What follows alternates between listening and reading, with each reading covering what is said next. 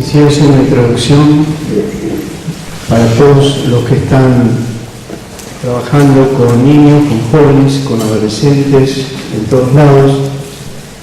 Agradecerles el trabajo que están haciendo, decirles que sé de las dificultades, de los problemas.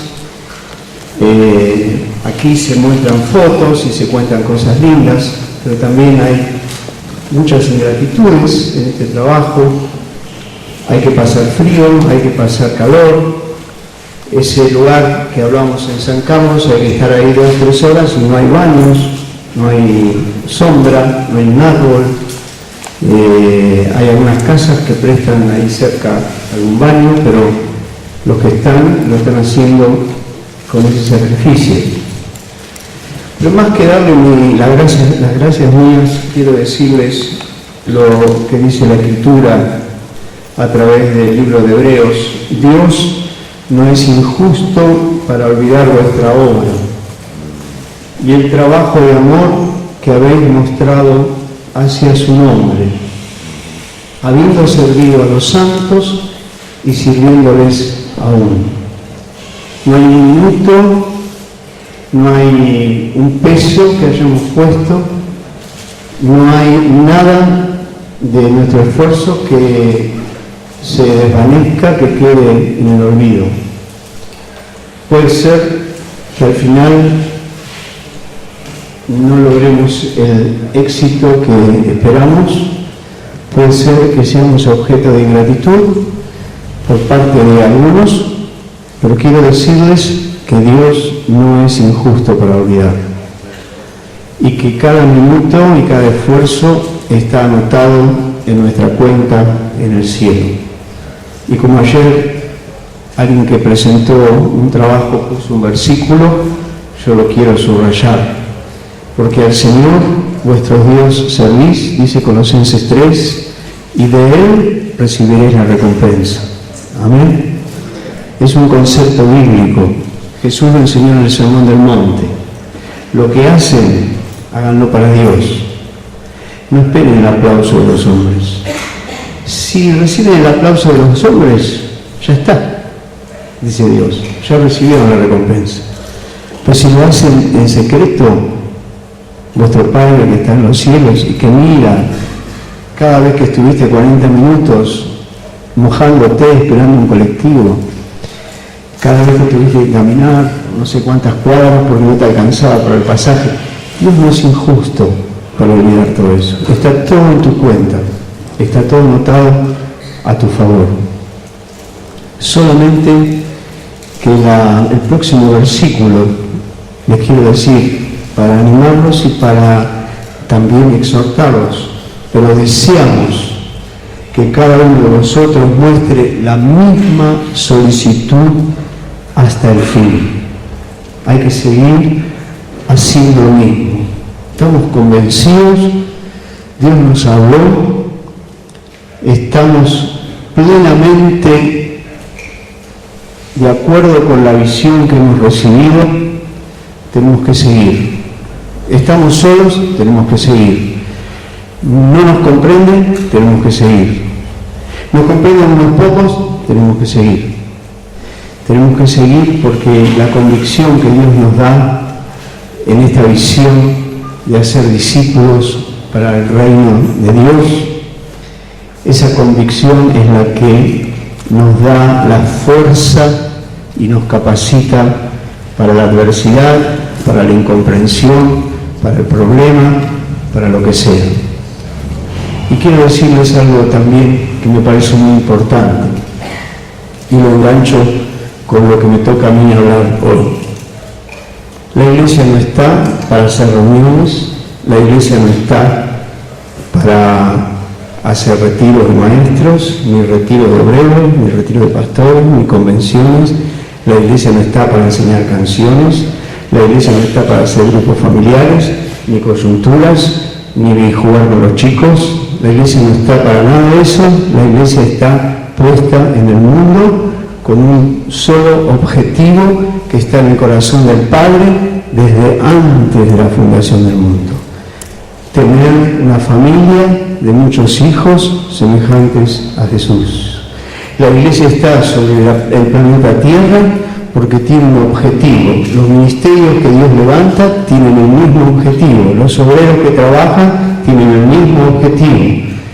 Que formemos hombres y mujeres a la imagen de Jesús y que seamos nosotros formados a su imagen.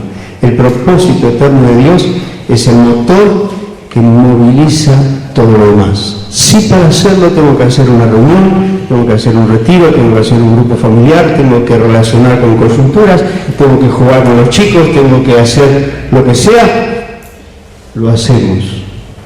Cada estructura tiene que responder al propósito eterno de Dios.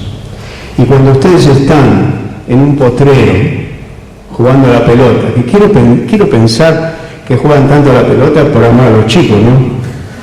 Estoy empezando a sospechar que más de uno quiere salir a jugar a la pelota. Bueno, están jugando con los chicos en un potrero, o las chicas están jugando al vóley, con la soga, saltando, no sé, haciendo cualquier otra cosa. Tenemos que ver más allá de eso que estamos viendo. Yo sé que esto lo escucharon 10 veces de parte mía y se los digo la número 11. No tenemos que ver a un chico jugando con la pelota, tenemos que ver que estamos trabajando para que sea formado a la imagen de Cristo. Que esto que sucede hoy es una pequeña meta para alcanzar otras pequeñas metas hasta llegar a la gran meta. Y nosotros tenemos aquí, presentando estos trabajos, a algunos matrimonios, y gracias a Dios por eso, que en un momento fueron chicos del barrio de 11 o 12 años que fueron invitados a jugar al fútbol, a jugar al vóley, a salir de campamento, y hoy están casados, bautizados y haciendo discípulos en el nuestro. Y eso es lo que más nos anima y nos impulsa. Y en el día del desánimo, que en vez de 10 fue uno solo, no te desanimes. Estás haciendo lo que Dios quiere, en el lugar que Dios quiere. Estás trabajando para que el propósito de Dios se cumpla. Amén. Amén. Sí, de paso les digo esto, cuando Diego dice que cada 10 minutos lo dice amén, hay que decir amén, chicos, hay que gritar amén. ¿Amén? Más o menos, salió también. Dentro de lo que tenemos que hacer, obviamente, como Jesús hizo, necesitamos estructuras. El único tema, el único peligro de la estructura es que no sea una estructura en sí misma, sino que esté al servicio del propósito eterno de Dios. Cuando hablamos de grupos caseros es porque Dios nos habló de por qué teníamos que llevar la iglesia a las casas.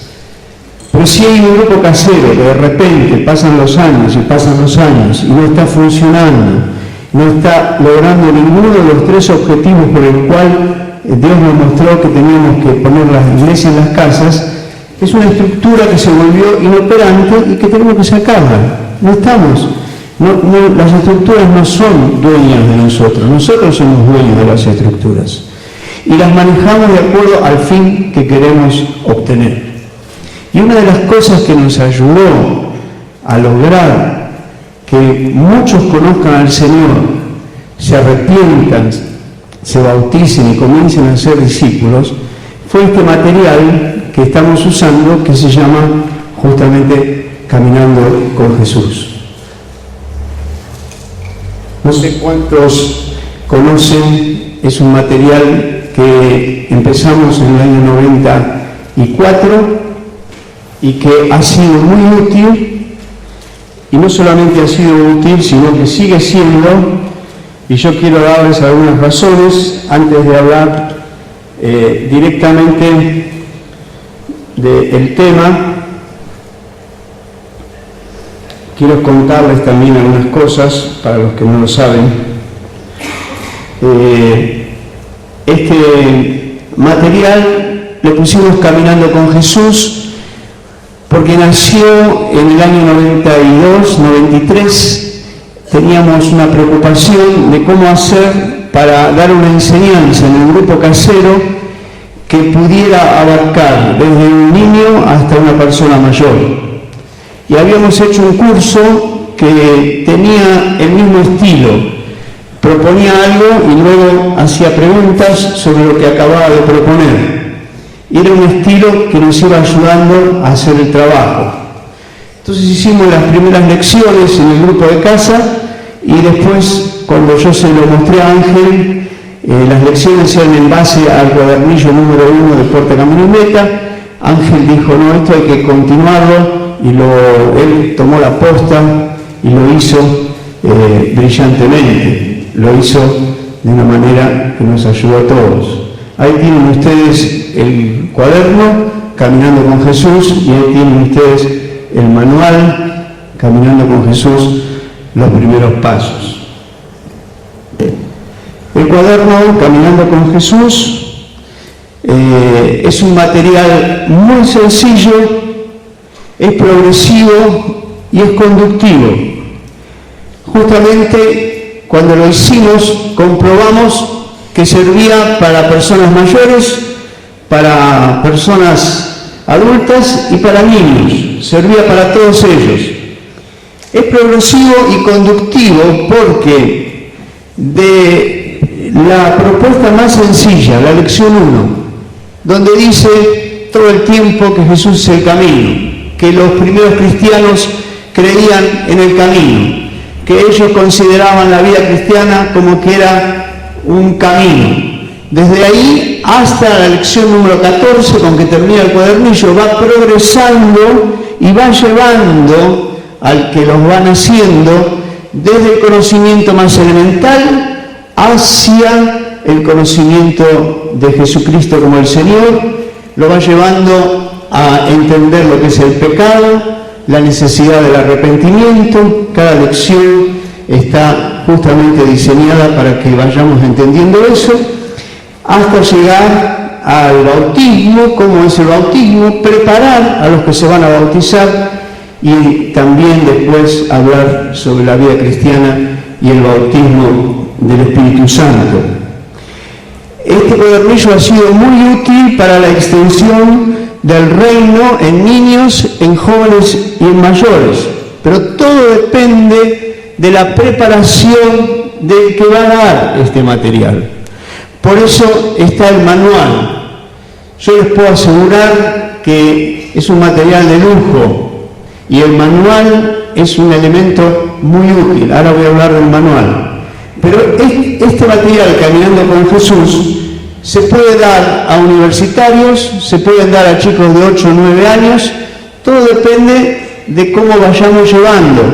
Tenemos que prepararnos, justamente por eso hablamos del manual, para poder ayudar a todas las edades. Hay muchísimos testimonios de personas que han llegado a conocer al Señor, han llegado al arrepentimiento y han llegado al bautismo a través de este cuaderno. Aquí mismo entre nosotros hay varios jóvenes, adolescentes que han hecho Caminando con Jesús y se les ha revelado cuál es la persona de Cristo, se les ha revelado el señorío de Cristo, se les ha revelado la necesidad del arrepentimiento y han querido bautizar. En estos días, hablando con Ángel, creo que fue el jueves, me contaba de un grupo en San Martín, en José León Suárez, con un hermano que estuvo yendo casi 6 meses, lo recibían, estaban contentos de que ellos fueran, iban 2 hermanos, escuchaban la palabra, recibían la oración. Cuando le preguntaban si querían que volviera, pero quedaban ahí, en el umbral de la puerta. No tomaban la decisión de arrepentirse y de seguir a Cristo. Y se pusieron a orar estos 2 hermanos y empezaron a pensar, uno de ellos es Sergio Core, el otro no sé quién es. Pues, ¿qué podemos hacer con esta gente? Y a alguien se le ocurrió, hagamos Caminando con Jesús. Y cuando empezaron a hacer Caminando con Jesús, comenzó a cambiar todo. Comenzaron a darse cuenta, esta gente, de lo que ellos hablaban, se arrepintieron de sus pecados, se bautizaron y hoy están en la congregación. Esto es un testimonio del jueves pasado que estuve almorzando con Ángel y él me contó y me pareció interesante incluirlo en esta charla. El desarrollo del contenido es sumamente ameno por los diferentes recursos que utiliza. No es muy monótono, sino que cada lección tiene varios recursos que hace que el grupo que lo está haciendo encuentre que el cuaderno no sea ni aburrido ni difícil, sino que es ameno. Hay lecturas, memorización de versículos, hay ilustraciones, hay ejemplos, hay debates en grupo, hay preguntas que contestar. Usa mucho el contraste, todo el cuadernillo, uno puede ir dándose cuenta, y los chicos, por lo que yo estuve escuchando estos días, son los que más perciben esto. Habla de blanco, negro, camino ancho, camino angosto, pecadores y santos, el reino de las tinieblas, el reino de la luz, muerte y vida, y el cuaderno va siendo muy ameno en su contenido. Por eso es que los que lo van haciendo se entusiasman y quieren seguir con lo que están haciendo. Y por eso también recomendamos que no lo mandemos a hacer en la casa, que haya un grupo que lo esté haciendo para que haya alguien que dirija y también sepa conducir ese grupo. La lección 2 del cuaderno, por ejemplo, es sumamente importante, es el corazón de todo lo que estamos enseñando.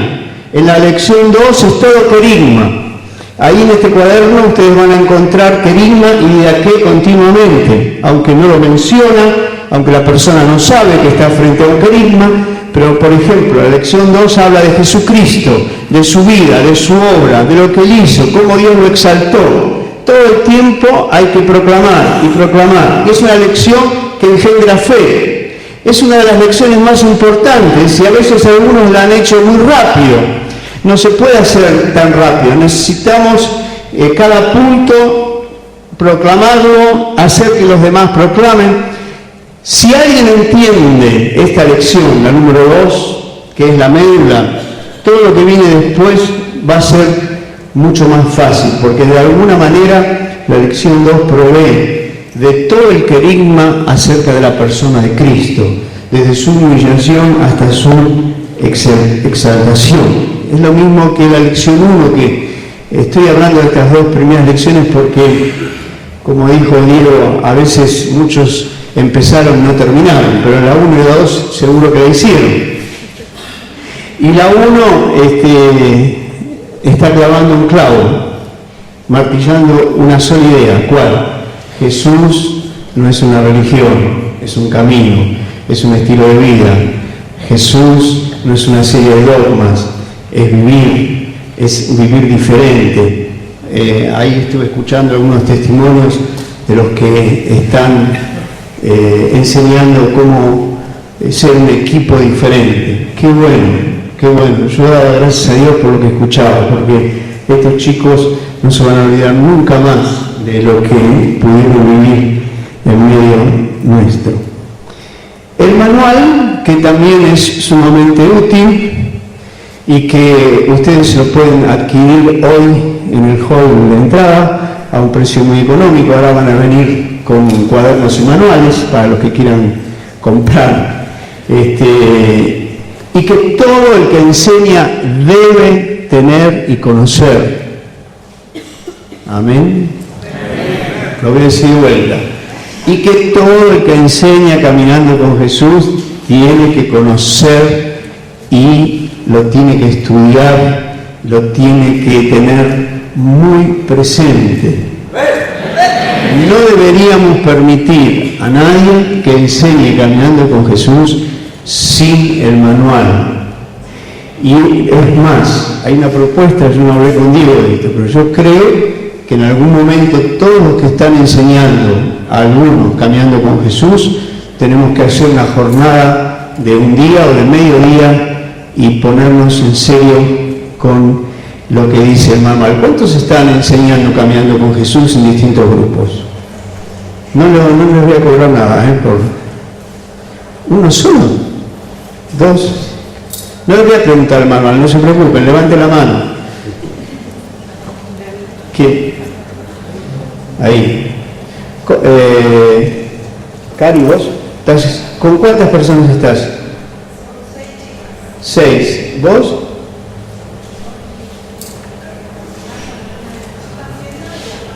¿Cuántas chicas aparte de las de Cari? ¿Cuántas? 13 más 6. Están entre las 13. Bueno, por eso serían 13 más 6, son 19. ¿Quién más? 4 más, 23. ¿Quién más? ¿Cuántos? 2. 25. 26. Eri y José, ¿cuántos están haciendo? 10 tiene Eri y José que no están ahora. 36. Bueno, y allá levantó la mano varias veces, pero eso es en San Luis, ¿no es cierto? Yo estaba preguntando acá en San Miguel entre nosotros. Bueno, en este momento hay 36, no sé si hay más. ¿Quién tiene un grupo? ¿Y en otro grupo cuánto hay ahí? 1. Son 40. Bueno, fíjense, tenemos en este momento 40 personas que están haciendo Caminando con Jesús. Yo les digo que de esas 40, por supuesto, no están bautizados, son personas que no están... vamos a tener un gran porcentaje que va a conocer al Señor y que va a bautizarse y que va a recibir el Espíritu Santo y van a ser discípulos.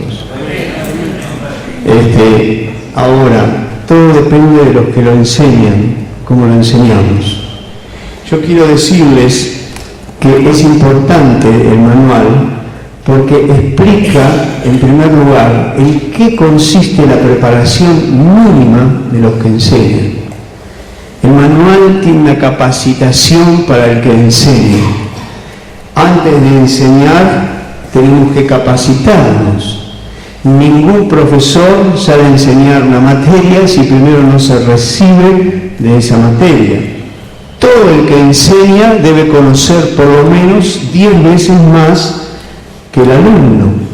Y la propuesta del manual para la preparación del maestro es muy útil, no solo por el cuaderno Caminando con Jesús en sí, sino es muy útil para la formación de un obrero capacitado, porque tiene un sistema que propone una estructura que capacitaría a cualquiera que quiere servir a Dios. El manual requiere que los que enseñan tienen que haber leído Jesucristo es el Señor.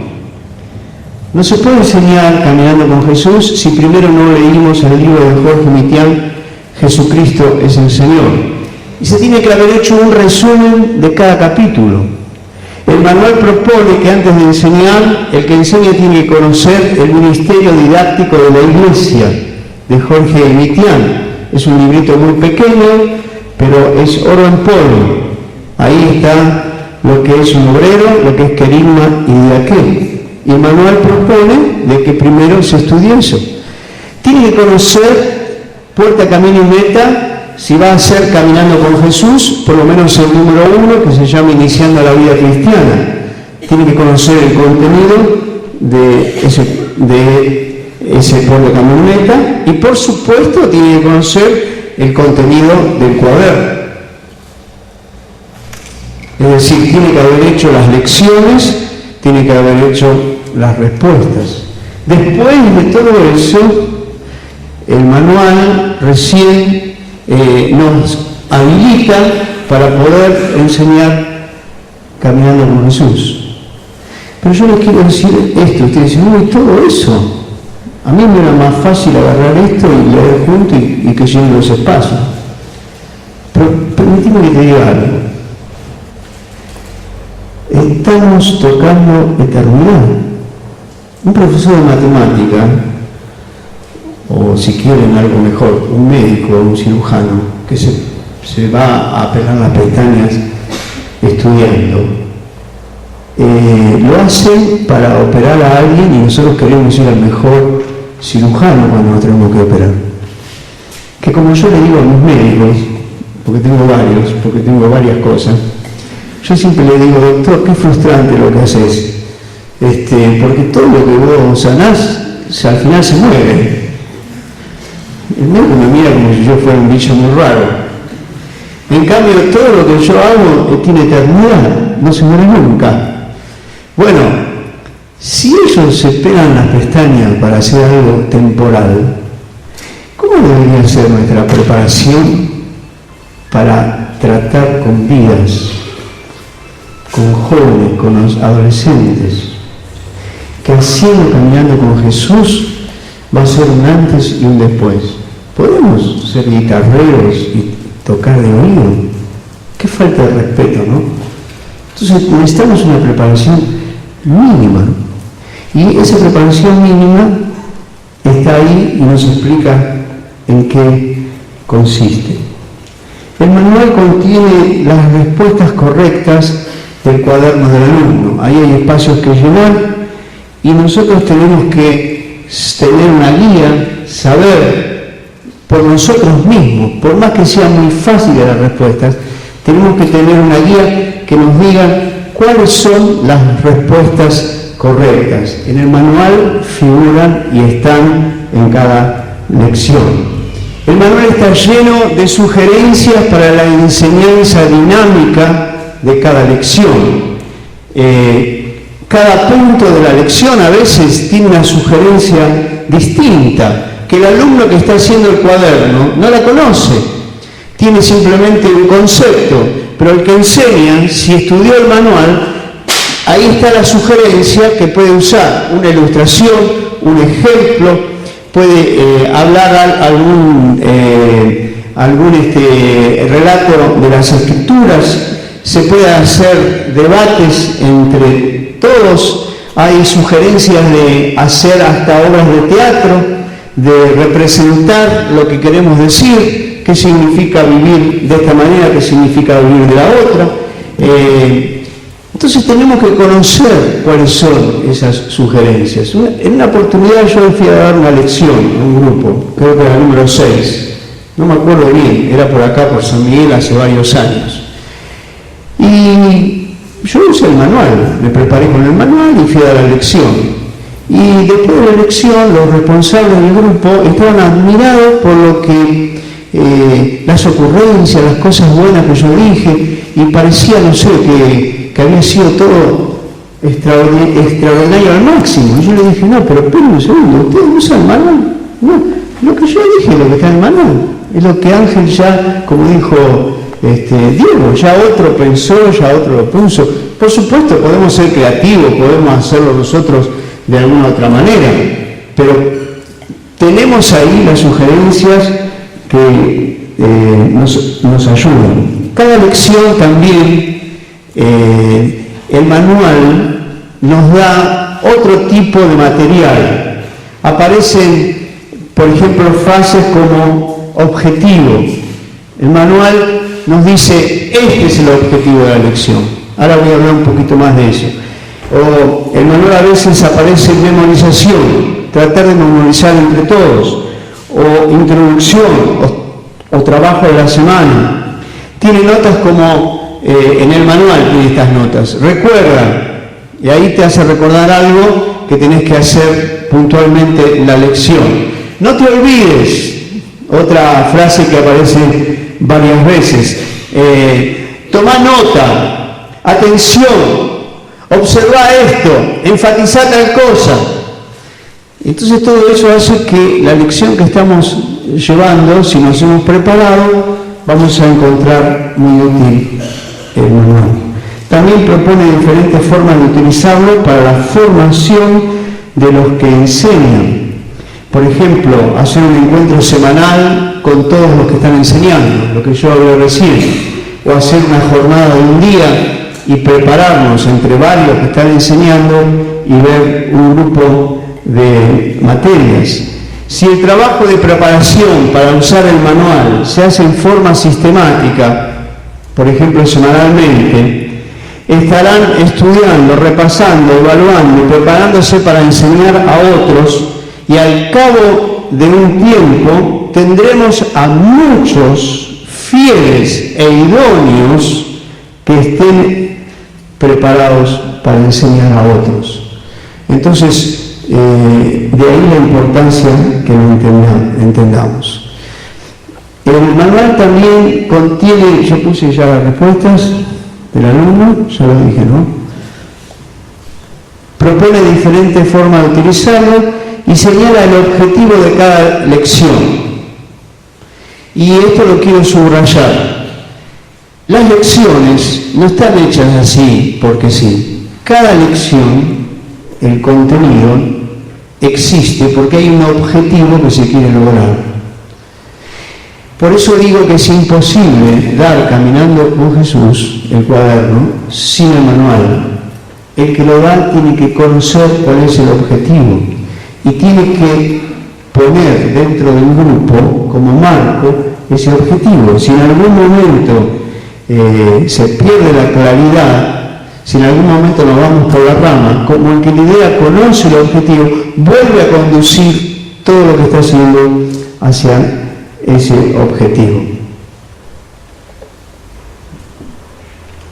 Este aparatito que me dieron,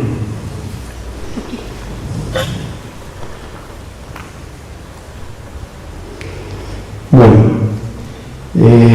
no me coincide lo que tengo acá con lo que dice el cartel. ¿Cómo hacemos? No pongo cartel. El manual también instruye al maestro sobre su preparación espiritual y académica, pero esto es diferente a lo que dije antes. Lo que el manual propone, tiene toda una página para eso, es cómo debemos encarar, no sé, si lo hacemos por semana, lo hacemos cada 15 días, esta lección, cómo la debemos encarar en nuestra relación con Dios, en nuestra oración. Ella explica, da toda una explicación de cómo tiene que ser nuestra preparación espiritual. Y también la lección en sí, cuáles son los puntos que tengo que repasar el mismo día, una hora antes, un rato antes, cuáles son las notas que yo necesito tener para entender la lección que estoy dando. Después de la obra de la cruz. Ahora quisiera hablar del ministerio de la enseñanza en sí. Yo le estoy dando una y con esto, en 2 puntos terminamos.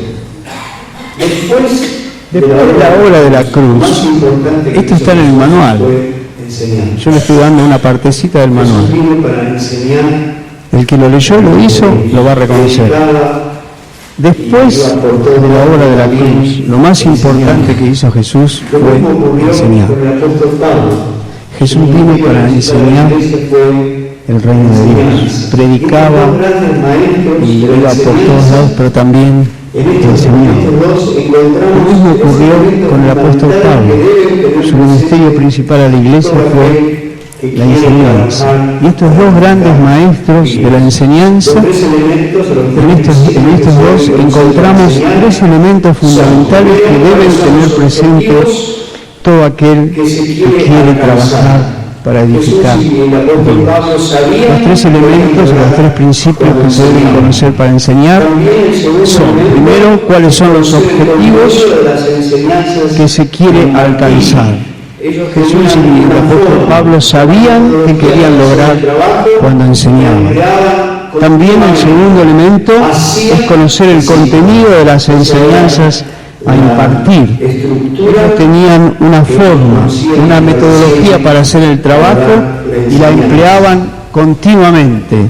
Hacían discípulos. Esa era la estructura que ellos conocían y establecieron para dar la enseñanza. Y los objetivos que se quieren alcanzar. El tercer punto es ese, conocer estas estructuras. Quisiera hablarles de los objetivos que se quiere alcanzar. Y los objetivos que se quieren alcanzar responden a una pregunta fundamental. ¿Para qué estoy enseñando? ¿Qué quiero lograr con la enseñanza?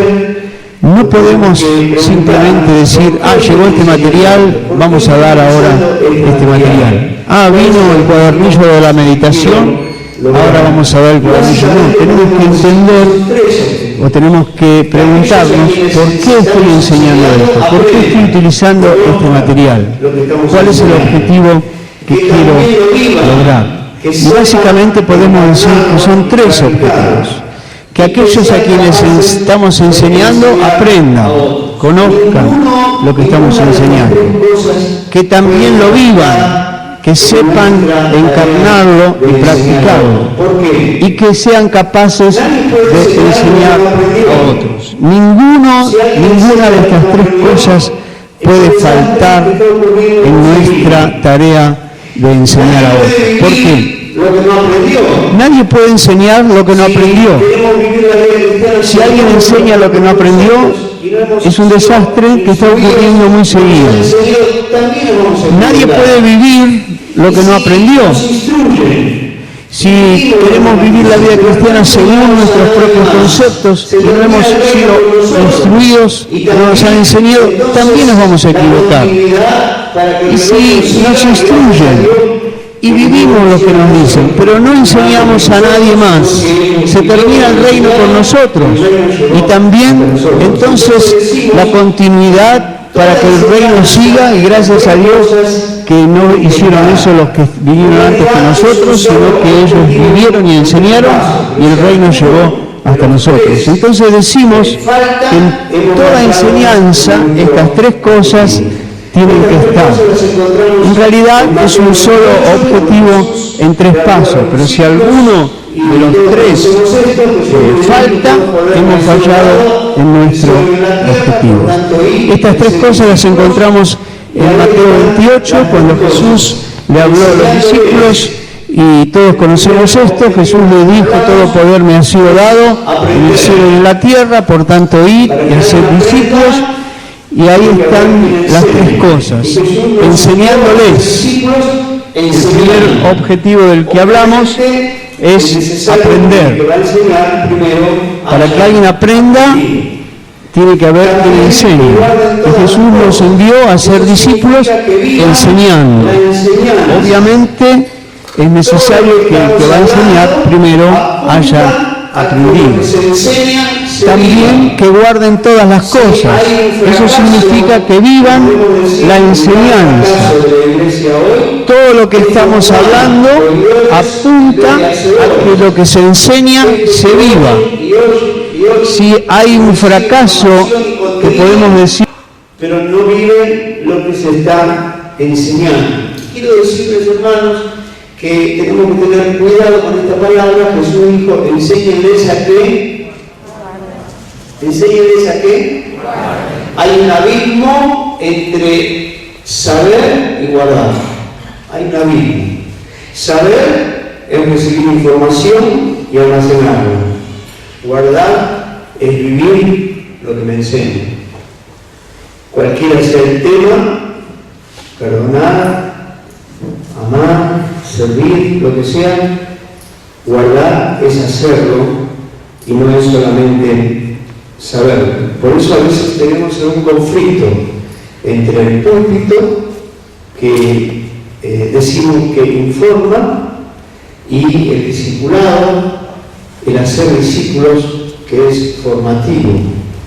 No decimos que desechamos ni uno de otro, pero sí decimos, y esto lo hemos aprendido al comienzo de todo este mover. Había un ejemplo que Iván continuamente utilizaba, Iván Becker. Él decía: yo tengo que llenar 50 botellas y tengo una manguera y empiezo a tirar agua para arriba y las pongo todas en un patio. No sé cuántos años voy a tardar en lograr que algunas gotitas entren. Pero si yo tomo la manguera, tomo la botella y pongo ahí, un minuto, medio, 30 segundos, 10 segundos, se llena cada botella. Y comparábamos el púlpito como la manguera que rocía y la enseñanza cuerpo a cuerpo, que es formativa. Jesús, como estuvimos viendo estos días, hacía discípulos, estaba con ellos, les enseñaba, les corregía, les enviaba, les volvía a corregir cuando recibía los informes, y ahí no puedo hablar de esto ahora, pero hay muchísimas referencias. Y también en este pasaje Jesús dijo: ahí y hacer discípulos. Eso significa andar y enseñar lo que aprendiste y lo que estás viviendo.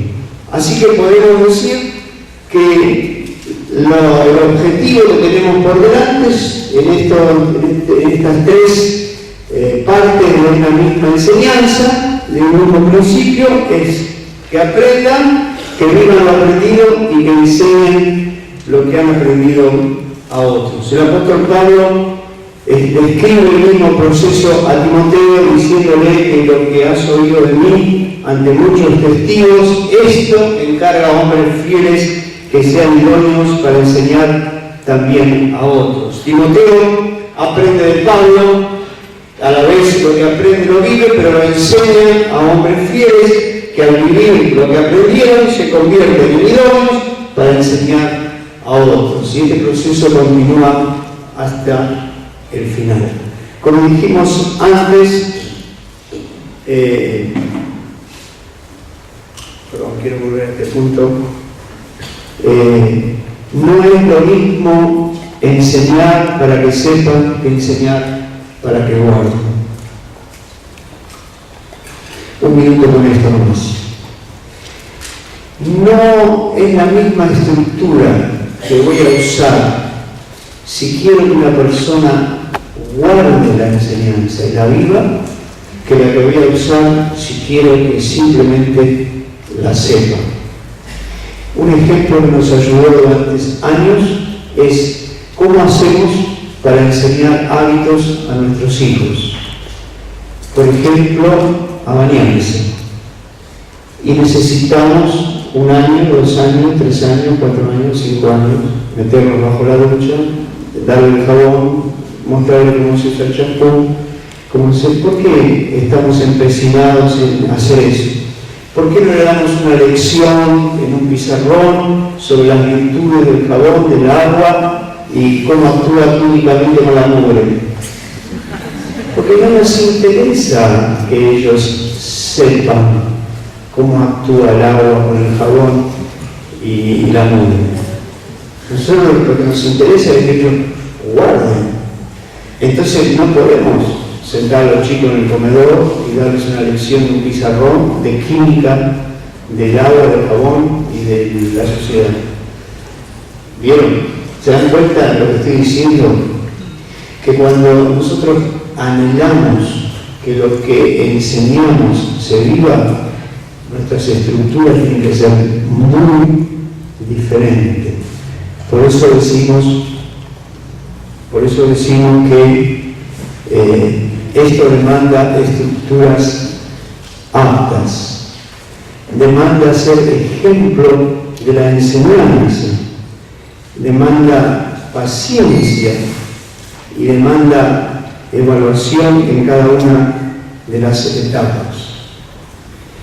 Estamos edificando para ser conformados a la imagen de Jesús y así con nuestro trabajo, sea un chico de 5, de 10, de 15, de 20, formar todos juntos una gran familia. Lo que se pretende con el trabajo, con el cuaderno Caminando con Jesús, es ir a fondo con la enseñanza y lograr el objetivo deseado. Por eso no estamos apurados en terminar. No jugamos una carrera que es el grupo que lo termina antes, sino que estamos interesados que aunque nos lleve más tiempo del que deseamos, se esté logrando el objetivo. Tenemos que avanzar no tanto simplemente porque hay que hacer la lección 1, la 2, la 3, la 4, sino por si se está logrando o no el objetivo. Una pregunta que frecuentemente nos hacen y recibimos de algunos es: ¿qué hacemos con los que ya terminaron el cuaderno Caminando con Jesús y no reaccionan? Ni se bautizan, ni se arrepienten, ni quieren seguir al Señor. ¿Qué hacemos? No somos nada. persona, si sigue estando entre nosotros, bendita paciencia de esa persona que está escuchando todo esto y no se involucra en el reino. Si sigue estando con nosotros, empezamos de vuelta con la lección 1 de Caminando con Jesús, porque necesita entender el reino de Dios. Y si la primera vez no reaccionó, porque no lo entendió, ¿y qué hacemos? Se lo damos de vuelta, se lo damos de nuevo. Por eso algunos piden que se escriba con lápiz, para que lo puedan volver a borrar y volver a escribir. ¿Hasta cuándo? Y hasta que se arrepiente y se entrega al Señor y entiende el Señor en Cristo, o se va de al lado nuestro, no sé, ya sea de Krishna, de budista o alguna otra cosa. Pero no tenemos otra cosa para dar. Tenemos el Evangelio del Reino que está ahí y es lo que podemos ofrecerle a la persona. La segunda cosa que dijimos de los tres objetivos que perseguían tanto Jesús como el apóstol Pablo, el segundo objetivo es que debemos conocer en profundidad el contenido de la enseñanza que vamos a impartir. No podemos improvisar. Como dije al principio, todos tenemos que conocer lo que vamos a enseñar. Básicamente, la misma edificación de la iglesia está basada en la enseñanza. En los 4 evangelios encontramos a Jesús enseñando. En el libro de los Hechos encontramos a los apóstoles y a la iglesia constantemente, todos los días, por el templo, por las casas, enseñaban, no dejaban de enseñar de Jesucristo. Las cartas apostólicas son continuamente enseñanzas sobre la vida cristiana. ¿Cuál es la voluntad de Dios para el marido, para el esposo, para la esposa, para los hijos, para el trabajador, para el empleador? Son todas enseñanzas que los apóstoles enviaban a las iglesias. Podemos decir que la edificación y el desarrollo de la iglesia está ligada a la enseñanza de la verdad. Las dos funciones primordiales que Jesús nos mandó a hacer en Mateo 28 fue predicar el Evangelio, hacer discípulos y enseñar. Son estas dos cosas la función principal de la iglesia: predicar el Evangelio y enseñar a los que se convierten a que guarden las cosas que Jesús nos dio. Y la enseñanza que tenemos que impartir no es una enseñanza infinita, interminable. Algunos dicen: ¿de quién podrá conocer la Biblia? ¿Cómo se podrá bucear en la profundidad de las Escrituras? Bueno, no es así. La enseñanza a impartir es un cuerpo breve y completo que se puede, en poco tiempo, se puede enseñar. Miren, entre nosotros, Keith Benson fue el que en su momento, al principio de la década del 70, propuso esto. Nuestra Biblia es muy extensa. La Biblia de la iglesia más gloriosa era muy breve. Eran pocas enseñanzas repetidas a través de la catequesis. Recuerdan que ellos no tenían Biblia, no sabían leer ni escribir, no tenían posibilidad de escuchar un cassette, un MP3, un CD, nada. Había que hacer catequesis y repetir y enseñar, y lo que entra en la cabeza de una persona en aquel momento era muy breve. Entonces, Keith mismo dijo: tenemos que hacer un paquete de las enseñanzas básicas, juntarnos y preguntarnos entre nosotros cuáles serían las cosas básicas que todo discípulo debe conocer. Y la respuesta a esa pregunta fueron los cuadernillos de Puerta, Camino y Meta. Ahí están 4 cuadernillos, todavía faltarían algunas cosas más. Justamente en estos días estamos con esa preocupación de ampliar un poco más lo básico, porque entendemos que no está todavía completo, pero lo que tenemos en nuestras manos, lo que estamos enseñando, fue la respuesta a esa pregunta. El mismo apóstol, cuando se despide de los ancianos en Asia, que los llama a la playa, él les dice: acuérdense que por 3 años, de día y de noche, no he cesado de amonestar con lágrimas a cada uno, y no he rehuido anunciaros, ¿cuánto? ¿Cuánto? 3 años. en una región muy vasta. Se les pide y yo a ustedes les di todo el consejo de Dios. No tengo más para decirles, Dios es testigo, nunca más los voy a ver. Ahora los entrego al Espíritu Santo y a la palabra que tiene poder para sobreedificarlos. Es decir, que la conclusión es que la enseñanza no es interminable, sino que es un cuerpo concreto de enseñanzas básicas. Y eso, lo que dije antes, eso es la base de los cuadernillos que estamos estudiando. El manual también contiene evaluaciones para los que enseñan. Nosotros podemos evaluar la enseñanza que damos a los que están aprendiendo. En el manual, creo que no lo dije, lo digo ahora, al final del manual hay evaluaciones para cada lección. Cada alumno de la lección 1, la lección 2, la lección 3, tiene su evaluación y podemos saber si por lo menos la primera parte que conozcan la tiene. Pero también el manual tiene evaluaciones para nosotros, los que tenemos que enseñar. Y todos necesitamos ser evaluados. ¿Por qué? Porque la evaluación nos mantiene despiertos, nos mantiene atentos, nos mantiene concentrados en lo que tenemos que aprender. Ninguno de nosotros en el reino de Dios debería estarse dar cuenta a nadie, ni de su vida ni de lo que hacemos. Justamente, si algo nos ha mostrado el Espíritu Santo, es la necesidad de que todos estemos relacionados, dando cuenta de nuestra vida. Y los que enseñan también tienen que ser evaluados. El manual contiene esas evaluaciones. ¿Con qué objetivo queremos o quisiéramos o propone Ángel en el manual que los que enseñan sean evaluados? Con el objetivo que Pablo escribe a Timoteo de que el hombre de Dios esté capacitado y completamente preparado para toda buena obra. La tercera cosa que Jesús y Pablo conocían eran las estructuras de trabajo que ellos utilizaban para impartir la enseñanza. Hay que tener una forma para hacer la obra. La propuesta de Jesús y de Pablo es: vayan y hagan discípulos.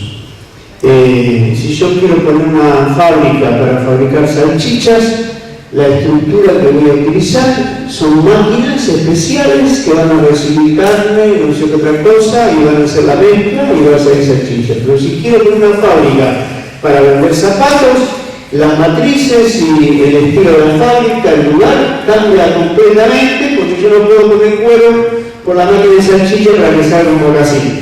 Entonces, el tema es así. ¿Cuál es el objetivo que querés lograr? Quiero que sepan y vivan esta enseñanza. Bueno, entonces tenés que tener una estructura, y esta estructura justamente es el discipulado. Por eso decimos una y otra vez, para los que están quizás por primera vez en nuestro retiro, no es escuela dominical lo que estamos haciendo. No sacamos a los chicos de la reunión para que no hagan ruido, los entretenemos con historias bíblicas. No nos interesa ninguna de esas cosas. Lo que hacemos es discípulos de 5 años, de 2 años, de 3 años, y en cuanto podemos los involucramos en un grupo familiar. Y ellos saben que son parte del grupo familiar. Algunos se bautizan con 11, 12 años y pasan a ser parte del grupo familiar. Porque todo lo que hacemos apunta al discipulado. Por eso no se basa todo este trabajo en que los sábados de 3 a 5 vienen a jugar. Se basa en que cada maestro tenga responsabilidad sobre 1, 2, 3 chicos o adolescentes o jóvenes, que sepan sus necesidades, que les ayuden en sus tareas para la escuela, que se fijen si han comido en unas semanas, si tienen unos zapatos, zapatillas, cuándo cumpleaños y todo lo demás, porque estamos haciendo discipulado. Y eso es una estructura, una forma. ¿Y por qué actuamos de esa forma? Porque tenemos un objetivo y las estructuras tienen que responder a ese objetivo. La orden de Jesús fue hacer discípulos, y él dijo específicamente cómo, enseñándoles a que guarden. Entonces, tiene que ser una estructura que responda a ese mandato. Si Jesús hubiese dicho, enséñales a que sepan, la Escritura podría ser levantar una cadena. Decir, bueno, martes, jueves y sábados a la mañana enseñamos tal materia. Pero Jesús dijo, para que guarden. Entonces la Escritura tiene que ser muy diferente. Se tiene que dar enseñanza, pero también tiene que estar la posibilidad de evaluar y de ver si se está viviendo o no, cómo se hace en ese momento. Un médico, por decir algo elevado, si quiere una carrera larga, puede ir más sencillo, un carpintero. No porque sea carpintero médico va a ser diferente, pero es otro oficio. Cualquier oficio. Alguien que se pone a aprender ese oficio es un discípulo de alguien que le está enseñando. Hablamos del tema de discípulos porque en todo lo que sea la filosofía griega venían con esa palabra y los grandes filósofos tenían sus discípulos que entendían o compartían su manera de pensar. Cuando Jesús se rodeó de estos hombres, también eran sus discípulos. Pero la palabra discípulo, que significa en griego el matete, se puede traducir sencillamente por aprendiz. Y podemos decir que Jesús tenía un grupo de 12 hombres que eran aprendices, que a medida que avanzaba el tiempo y estaban al lado de él, recibían la enseñanza, la iban viviendo e iban cada vez más aprendiendo a ser como Jesús hasta llegar a la meta que estaba propuesta. Entonces, el método que necesitamos para lograr nuestro objetivo es estar cerca de las personas con quienes estamos trabajando. Tienen que ver cómo nosotros lo hacemos. Aquí quiero subrayar esto, el ejemplo. Algunos piensan, algunas escuelas didácticas piensan que el ejemplo es el único método de enseñanza. Algunos dicen, bueno, hay varios métodos, uno de los métodos es el ejemplo. Algunos dicen, no, el ejemplo es el único método de enseñanza. Me pareció interesante leer un artículo de los hermanos de Brasil. Ellos dicen, el discipulado es esencial que lo que estamos enseñando, los que están recibiendo la enseñanza, vean que somos ejemplo de lo que enseñamos. Y el gran desastre de la iglesia puede llegar a ser hacer lo que yo digo, pero no hagas lo que yo hago. Ellos dicen así, cuando yo estoy impartiendo una enseñanza, la persona que me está escuchando, como nos habló Víctor la primera noche, si considera que soy una persona íntegra, prepara sus oídos para oír lo que le estoy enseñando, lo que estoy diciendo. Esto se produce automáticamente sin que uno lo piense, pero es un proceso que se da en esto de hacer discípulos. Entonces alguien va a enseñar, la persona que va a aprender tiene confianza, sabe que es honesta, sabe que es una persona íntegra y se predispone a enseñar. Algunas veces aquí, congregacionalmente, hemos tenido algunos desencuentros con personas que se paraban en la reunión en tiempos que dejamos el micrófono abierto y se podían enseñar cuando no tenían ninguna autoridad porque su vida no condecía con lo que decían. Y había una resistencia que se notaba en el ambiente, porque nadie quiere escuchar a un pelado vendiéndome una loción para hacerme crecer el cabello. No sé, pero por lo menos yo no quiero saber nada. Usar lo que me lo vos y después mostrarme cómo ando. Entonces, cuando alguien enseña, si hay integridad, la persona se predispone a aprender, a escuchar. Como hay más que integridad, hay amistad, hay confianza, hay amor, hay una trayectoria de vida juntos, no solamente la persona se predispone a oír, sino que se predispone también a creer en lo que le están enseñando, se predispone a incorporarlo en su vida y se predispone a que esto es lo que Dios quiere para mí. Pero así todo falta un tercer paso para que lo ponga por obra, y es que lo vean actuando esa misma enseñanza en la vida del discipulador. Cuando ve que lo que le estuvieron enseñando él lo vive o ella lo vive, eso es lo que cierra el círculo y lo que hace que querramos vivir lo que me están enseñando. Entonces tenemos que entender que esta orden de ser discípulo de Jesús es importante. Toda estructura de enseñanza debe estar basada sobre estos tres principios básicos, que es cómo se va a impartir la enseñanza, qué prácticas han de observarse para lograrlo y cómo se los capacitará para que enseñen a otros.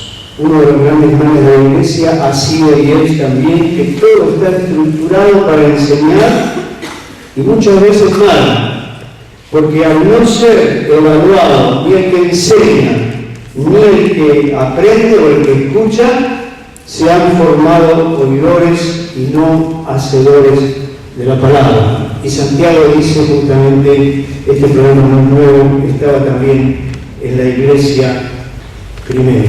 El objetivo de toda enseñanza no es informativo para que sepan, sino que es formativo para que sepan. Y el cuaderno Caminando con Jesús, con su contenido y su variada metodología, nos ayudará a lograr los objetivos. ¿Cuáles son? A ver, otra vez todos juntos. Que se conozca, que se viva, que se enseñe a otros.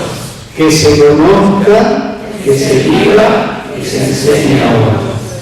Necesitamos saber que estamos trabajando con un material que apunta a que esto se cumpla en la vida de los que están aprendiendo, pero es necesario que los que enseñamos estemos preparados adecuadamente. Así que ahí vi que llegó Oscar con la librería, hay manuales, hay cuadernos Caminando con Jesús, y los que están enseñando por lo menos tienen que tener su manual. Bueno, gracias por escuchar.